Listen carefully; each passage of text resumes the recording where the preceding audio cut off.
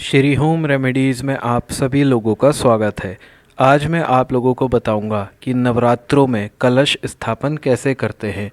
कलश स्थापन या घट स्थापन नवरात्र के पहले दिन किया जाता है। देव पुराण के अनुसार माँ भगवती की पूजा अर्चना करते समय सर्वप्रथम कलश या घट की स्थापना की जाती है। घट स्थापना करना अर्थात नवरात्रि की कला विधि में ब्रह्मांड में कार्यरत शक्ति तत्व का घट में आवाहन करें और उसे कार्यरत करना चाहिए है।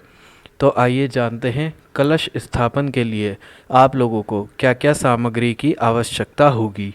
सबसे पहले जौ बोने के लिए मिट्टी का पात्र, दूसरा जौ बोने के लिए शुद्ध साफ की हुई मिट्टी, तीसरा पात्र में बोने के लिए जौ, चौथा घट स्थापना के लिए मिट्टी का कलश, पांचवा कलश में भरने के लिए शुद्ध जल और गंगा जल, छठा मौली, सात इत्र, आठवां साबुत सुपारी, नवा दूबड़ा घास, दसवां कलश में रखने के लिए कुछ सिक्के, 11वां पंचरत्न, 12वां अशोक या आम के 5 पत्ते, 13 कलश ढकने के लिए ढक्कन, 14 ढक्कन में रखने के लिए बिना टूटे हुए चावल, 15 पानी वाला नारियल, 16 नारियल पर लपेटने के लिए लाल कपड़ा, 17 फूल माला। तो आइए जानते हैं कलश स्थापना की विधि।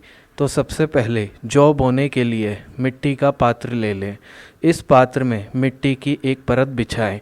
अब एक परत जौ की बिछाएं, इसके ऊपर फिर मिट्टी की एक और परत बिछाएं।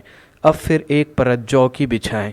जौ के बीज चारों तरफ बिछाएं ताकि जौ कलश के नीचे ना दबे। इसके ऊपर फिर मिट्टी की एक परत बिछाएं। अब कलश के कंठ पर मौली बांध दें। कलश के ऊपर रोली से ओम और स्वास्तिक लिखें। अब कलश में शुद्ध जल गंगा जल कंठ तक भर दें। कलश में साबुत सुपारी, दूबड़ा घास और फूल डालें। कलश में थोड़ा सा इत्र भी डाल दें। कलश में पंचरत्न डालें। कलश में कुछ सिक्के भी डाल दें। कलश में अशोक या आम के पत्ते रख दें। अब कलश का ढक्कन मुख ढक्कन से बंद कर दें। ढक्कन में चावल भी भर दें। इसके बाद नारियल पर लाल कपड़ा लपेटकर मौली से लपेट दें। अब नारियल को कलश पर रखें। साथ ही साथ इसके बाद नारियल का जो मुख होना चाहिए है वो एकदम साधक की तरफ होना चाहिए है, अर्थात नारियल का मुख नीचे की तरफ रखने से शत्रुओं में वृद्धि होती है। नारियल का मुख ऊपर की तरफ रखने से रोग बढ़ते हैं, जबकि पूर्व की तरफ नारियल का मुख रखने से धन का विनाश होता है। इसीलिए नारियल की स्थापना सदैव इस प्रकार करनी चाहिए है कि उसका मुख साधक की तरफ रहे।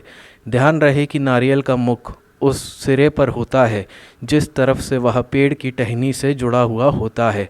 अब कलश को उठाकर जौ के पात्र में बीचों बीच रख दें। अब कलश में सभी देवी देवताओं का आवाहन करें। हे सभी देवी देवताओं और माँ दुर्गा, आप सभी 9 दिनों के लिए इसमें पधार लें। अब दीपक जलाकर कलश का पूजन करें। धूप बत्ती कलश को दिखाएं। कलश को माला अर्पित करें। कलश को फल मिठाई अर्पित करें। फिर कलश को इत्र भी समर्पित करें। इसके बाद जब आप कलश स्थापना कर लेंगे, इसके बाद माँ दुर्गा की चौकी की स्थापना की जाती है, जो कि हमने आपको अगले वीडियो में बताया है, जिसमें है नव दुर्गा यानी नवरात्रों के समय में नवरात्रों की पूजन विधि। तो अभी के लिए बस इतना ही। अगर आप और ज़्यादा जानकारी चाहते हैं तो हमारा channel Shri home remedies subscribe कीजिए। धन्यवाद।